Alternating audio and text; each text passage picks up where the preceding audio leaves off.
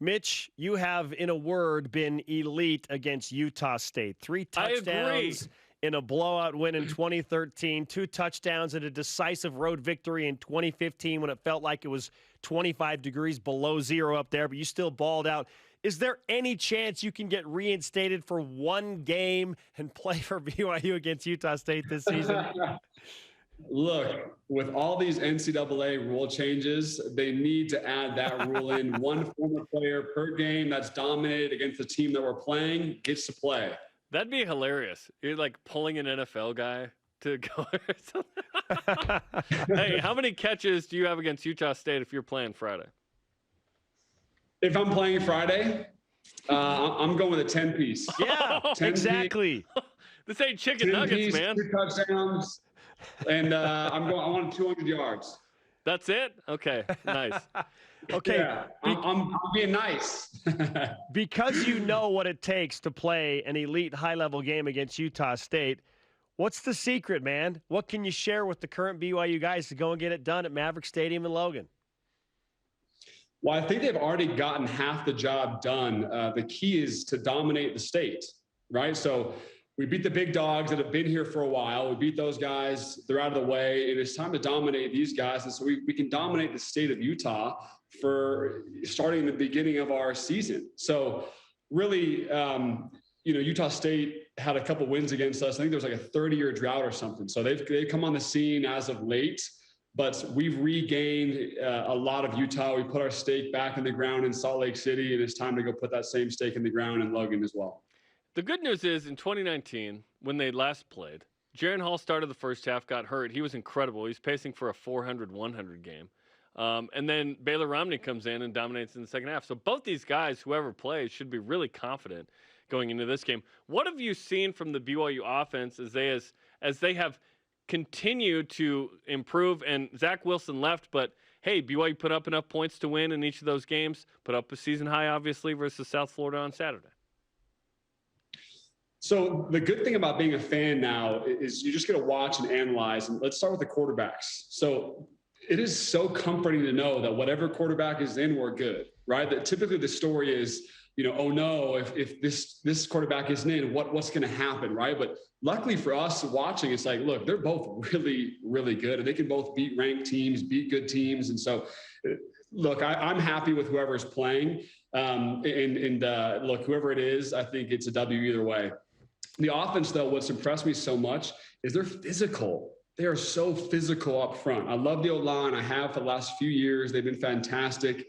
Probably the best O-line BYU's had in the last 7-8 years. And I love watching them. And they've just dominated up front. Luckily, the backs that we have, same type of thing, whether it's Katoa, whether it's Algier, these guys can play football. So we're deep on offense. And a receiver, we're deep as well. So give the ball to any of these guys, let the ball be thrown by either quarterback. And I think we're set up for success this weekend. Former BYU wide receiver standout Mitch Mathews is on BYU Sports Nation. Mitch, the Cougars are a 9-point favorite going into Logan right now. But because of what happened in 2014, you were there, when BYU was 4-0 and taking on Utah State in game number 5 in Provo, then losing in a shocking upset.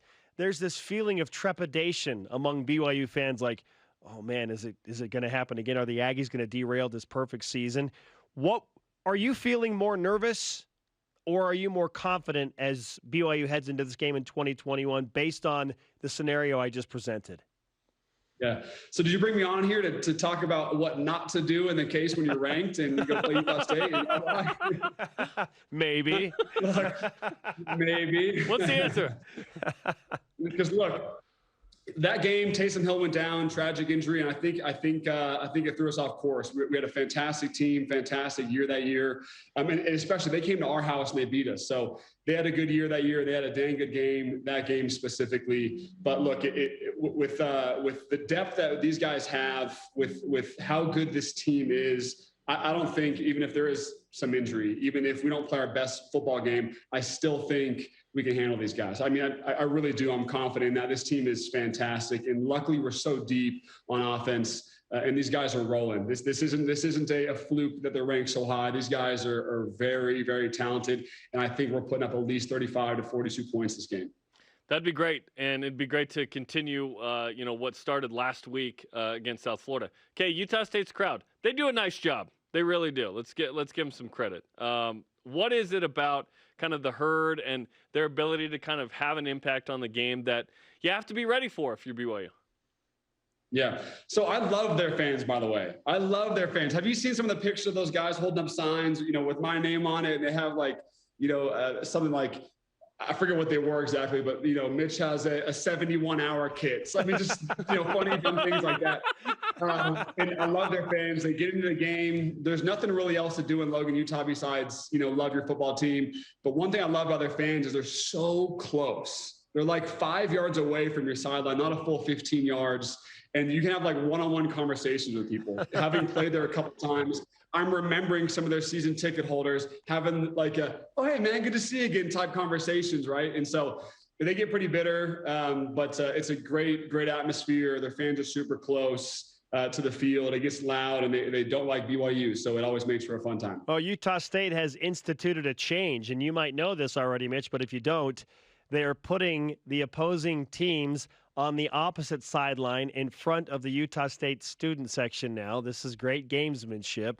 So what advice would you give to BYU as they go in to handle a very raucous and rowdy student section 5 yards from the field?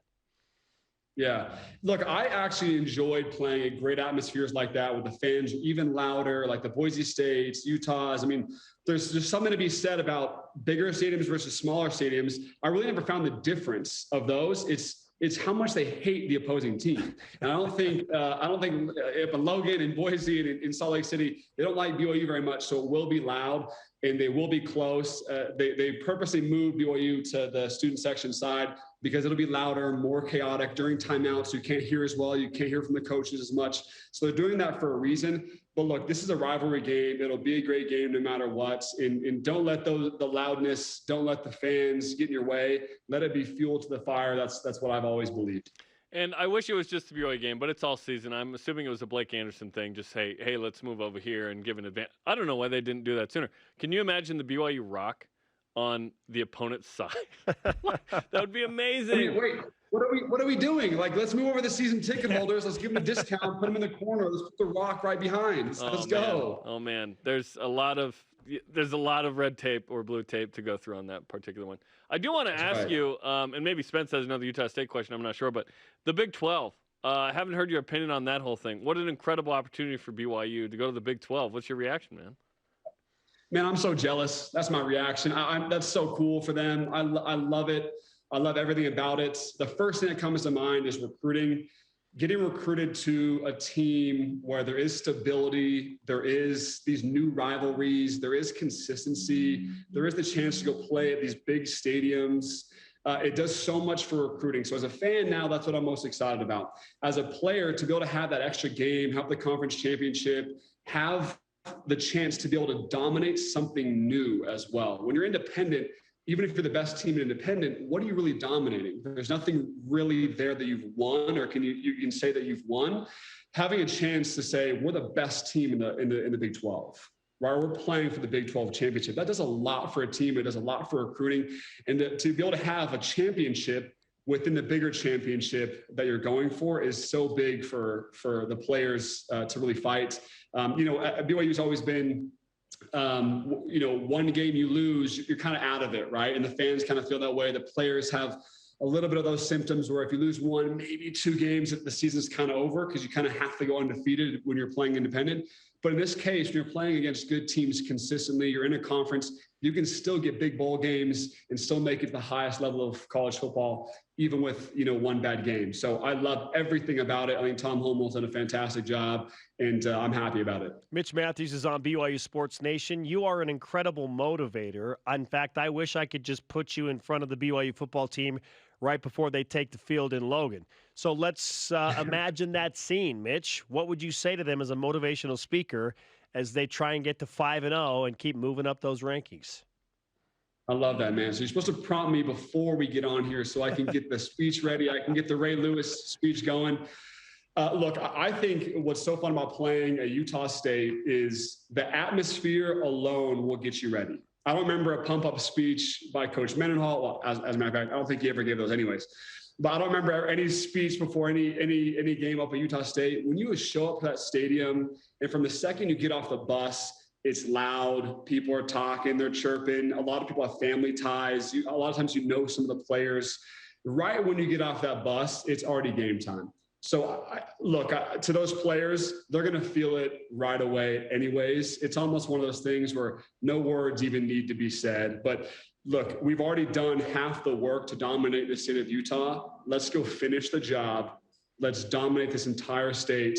And it's always been about BYU. Where is BYU at? If we're not winning, where is BYU at? Well, we're finally back to where we need to be. We've dominated half the state already. Let's just finish the job. And I think that happens this weekend. I love it. Redefine hard. Finish the job. Let's go. I love it. Mitch, I love it. It's great to talk with you, brother. So happy for you and all your success in business. Give our best to Maddie, and hope your baby's doing well. And go Cougs, man. Hey, thanks so much, guys. Go Cougs.